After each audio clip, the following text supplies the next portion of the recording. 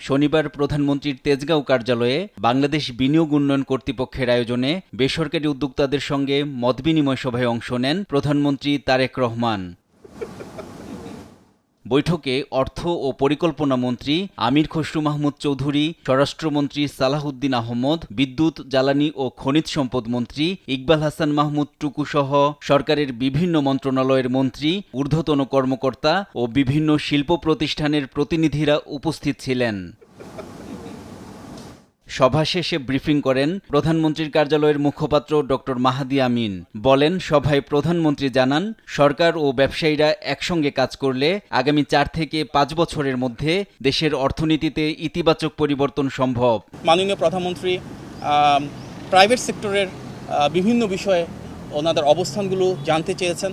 পাশাপাশি বাংলাদেশের বিভিন্ন ইনভেস্টমেন্ট সেক্টরের ক্ষেত্রে যে ইন্ডাস্ট্রি ক্লাস্টারগুলো থাকে, যেমন বেশ কিছু ইকোনমিক জোন রয়েছে, বেজার রয়েছে, বেবজা রয়েছে, সেগুলোতে কিভাবে আরও বেশি বিনিয়োগ আকৃষ্ট করা সম্ভব হয়, যেখানে জটিলতা রয়েছে সেটাকে আরও সহজতর কিভাবে করানো হয়, এগুলো নিয়ে প্রাইভেট সেক্টরের সাথে মাননীয় প্রধানমন্ত্রী আজকে আলোচনা করেছেন। বৈঠকে ব্যবসা সম্প্রসারণ, বিদেশি বিনিয়োগ বৃদ্ধি এবং নতুন শিল্পায়নের পরিবেশ নিয়ে বিস্তারিত আলোচনা হয় বলে জানান তিনি।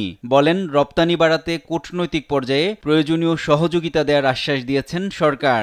ওনাদের যে সমস্যাগুলো রয়েছে সেগুলো তিনি ডিটেলসে শুনেছেন, উপলব্ধি করেছেন এবং সামনের দিনগুলোতে কীভাবে সমাধান করা যাবে সেগুলো নিয়ে আলোচনা হয়েছে।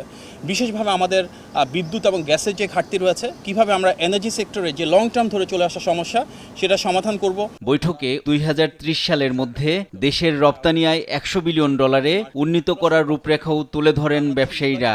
মাননীয় প্রধানমন্ত্রীর নেতৃত্বের উপর এনআই নাহিদ, দেশ টিভি, ঢাকা। মার্কিন যুক্তরাষ্ট্রের যে সুসম্পর্ক রয়েছে